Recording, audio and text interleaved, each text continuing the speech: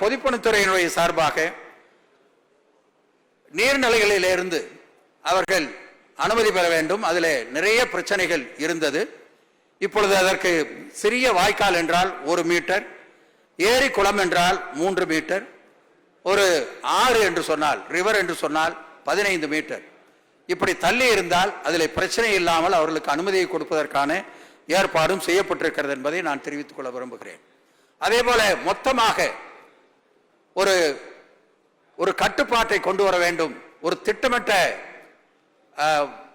வரைவு இருக்க வேண்டும் என்பதற்காக ஒரு 10 மண்டலமாக பிரிக்கப்பட்டிருக்கிறது. 12 மண்டலமாக நம்முடைய தமிழ்நாடு பிரிக்கப்பட்டிருக்கிறது.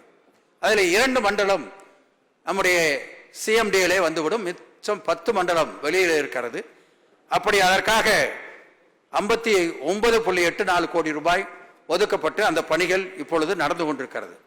அதே போல முழுமை திட்டம் என்ற ஒரு திட்டம், இதுவெல்லாம் எந்தெந்த இடத்துல என்ன வர வேண்டும் என்பதை குறிப்பிட்டு சொல்லுவதற்காக, அது சுலபமாக இருக்கும் என்பதற்காக செய்யப்பட்டிருக்கிறது. எனவே அப்படி ஒரு 135 இடங்களை முழுமை திட்டத்தின் கீழ் கொண்டு வருவதற்கான ஏற்பாடு செய்யப்பட்டிருக்கிறது. ஏற்கனவே இந்த திட்டத்தில் இருந்தது, மொத்தமாக தமிழ்நாடு முழுவதும் இருந்தது 7% பரப்பு தான் முதலில் இருந்தது. இப்பொழுது 19% கொண்டு வரப்பட்டிருக்கிறது. அதை 22% கொண்டு போவதற்கான நடவடிக்கை எடுக்கப்பட்டிருக்கிறது. இதன் மூலமாக ஒரு திட்டமிட்ட வளர்ச்சியை நம்மால் கொண்டு வர முடியும் என்பதற்காகத்தான் இந்த ஏற்பாட்டை நாம் செய்து கொண்டிருக்கிறோம். அதே போல நகர்ப்புற வளர்ச்சி குழுமம் இங்க எப்படி சிஎம்டி இருக்கிறதோ அதே போல கோவை, திருப்பூர், ஒசூர், மதுரை, சேலம், திருச்சி ஆகிய இடங்களிலே கொண்டு வருவதற்கான ஏற்பாடு செய்து அது நடந்து கொண்டிருக்கிறது.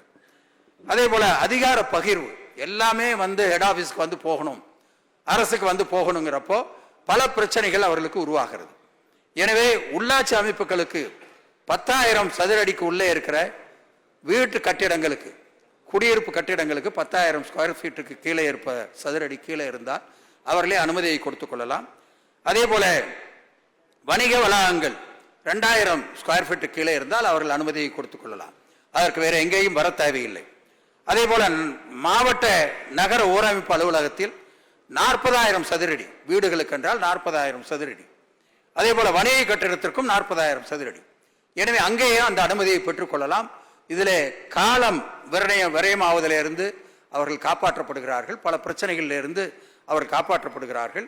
எனவே இதற்கான ஏற்பாடு செய்யப்பட்டிருக்கிறது. நான் ஏற்கனவே தொடர் கட்டுமானத்தை பற்றி சொல்லியிருந்தேன்.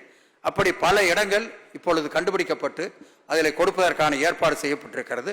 அதிலே வேற ஏதாவது இருந்தால் நிச்சயமாக உறுப்பினர்கள் கொடுத்தால் அதற்கான ஏற்பாட்டை நாங்கள் செய்வோம் என்பதை நான் தெரிவித்துக் கொள்கிறேன்.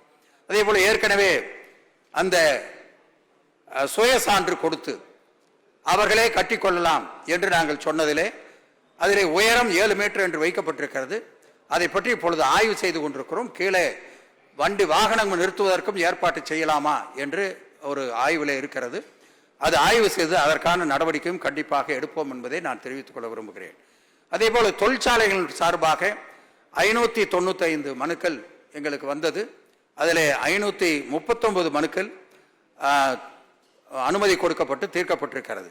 அதே போல மாண்பு முதலமைச்சர் அவருடைய தலைமையிலே தமிழ்நாடு குளோபல் இன்வெஸ்டர்ஸ் மீட் அது நடந்தது. அதிலே பல பேர் அனுமதியை பெறுவதற்காக அவர்களுக்கு அந்த அவசியம் இருக்கிறது. எனவே அதையெல்லாம் தனி கவனம் எடுத்து அவர்களுக்கு உடனடியாக செய்து கொடுக்க வேண்டும் என்று துறையினுடைய சார்பாக நடவடிக்கை எடுத்து அவர்கள் அதை செய்து கொண்டிருக்கிறார்கள். அதே போல பணியாளர்கள் மிக ஷார்டேஜ் இருந்தது. இப்பொழுது அதெல்லாம் ஏறத்தால் நிரப்பப்பட்டிருக்கிறது.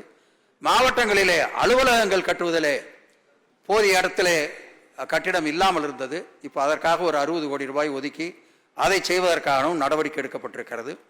அதே போல தமிழ்நாடு கட்டுமானம் மற்றும் மனை விற்பனை ஒழுங்குமுறை குழுமம், இதன் மூலமாக சில கட்டுப்பாடுகள் வைக்கப்பட்டிருக்கிறது.